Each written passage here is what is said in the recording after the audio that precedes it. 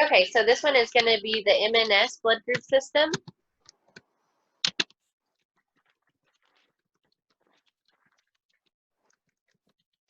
And so a part of this group is going to be M, N, big S, little s, and U.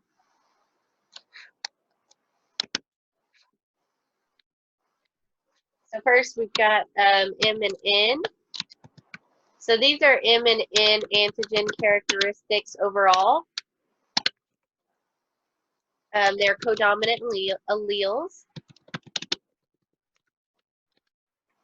They're coded by glycophorin A.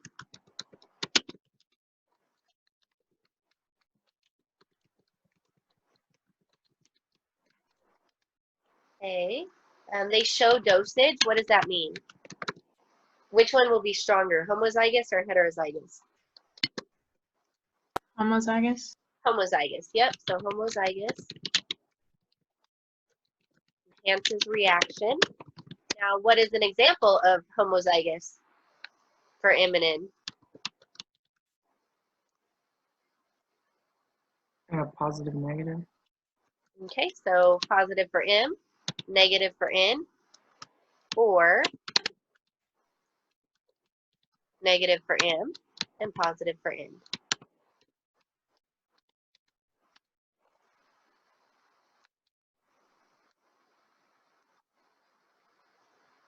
Now we've got anti-M and anti-N. And then these are just general, and then we'll go into M and N specifically. So they're usually a cold IgM, usually, and do not cause HDFN.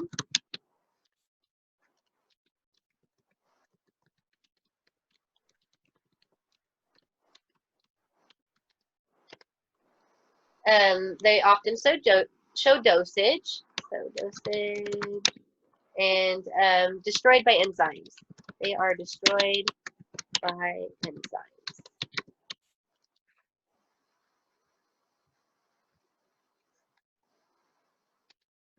And then just like we like to destroy M&Ms. So we like to eat them.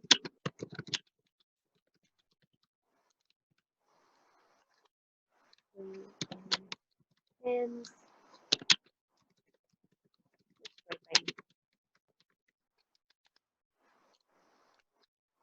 Now, anti-M specifically.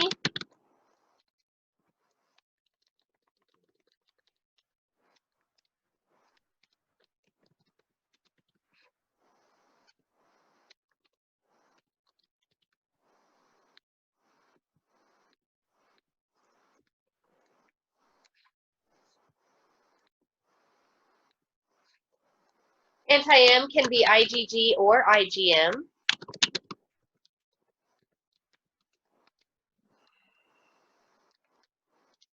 Some of the IgG can cause HDFN, but it's rare.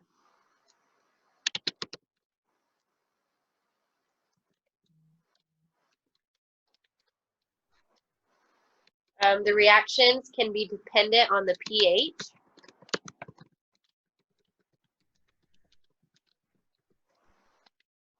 And so what that means is it may require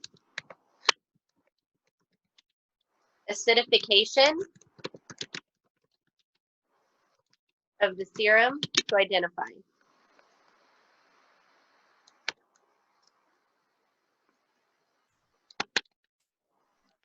And then anti-N specifically.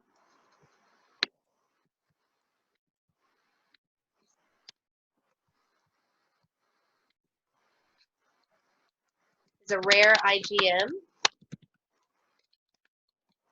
And then N-like antibodies can be found in dialysis patients. Can y'all remember in what specific dialysis patients it's found in?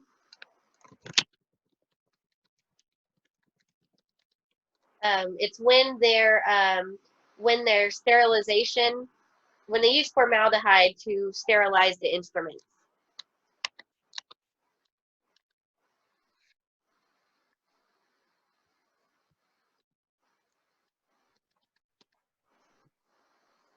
And now we've got big S and little s antigen.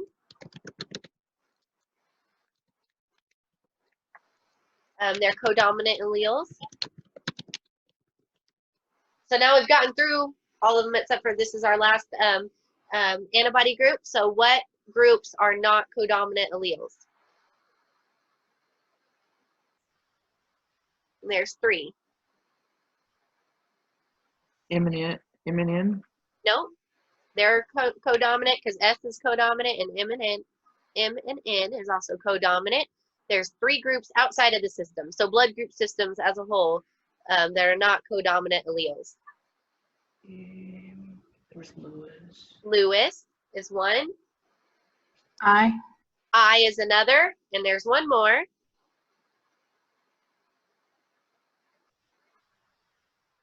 Your other one is P. And another way to remember these is if you're looking at your an antibody screen or panel, the ones that are by themselves are often not codominant alleles. So like your XG is your sex linked, and so that one's by itself. And then you've got your P1 on there. I don't think we've got eyes on most of them, do we?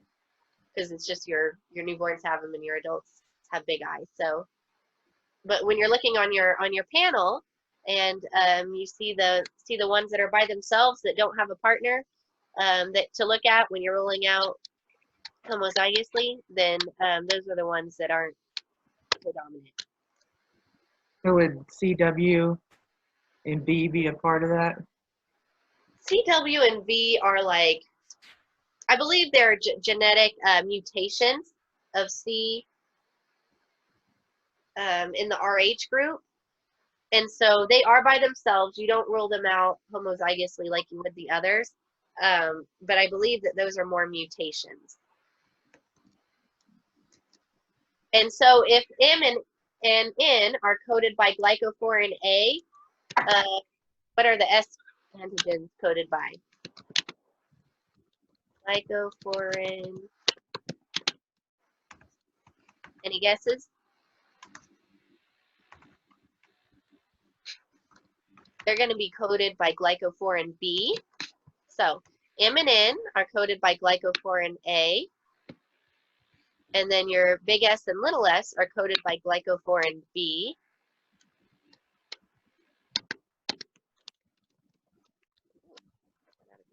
So big S and little s.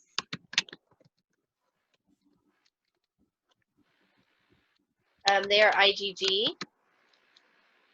And what does that mean? clinically significant. Yep, clinically significant. And then we've got our U antigen. This is located near the membrane.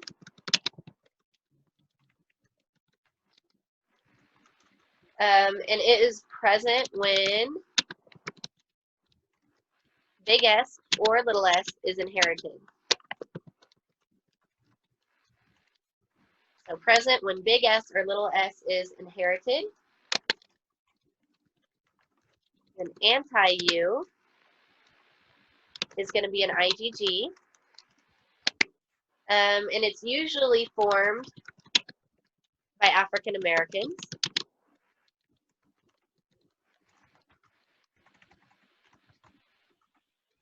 And these African Americans are individuals who form anti-U, lack big S, little s, and U antigens.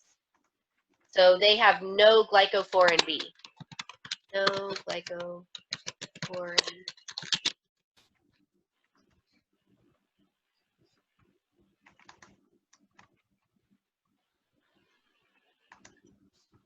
Any questions on the MNS?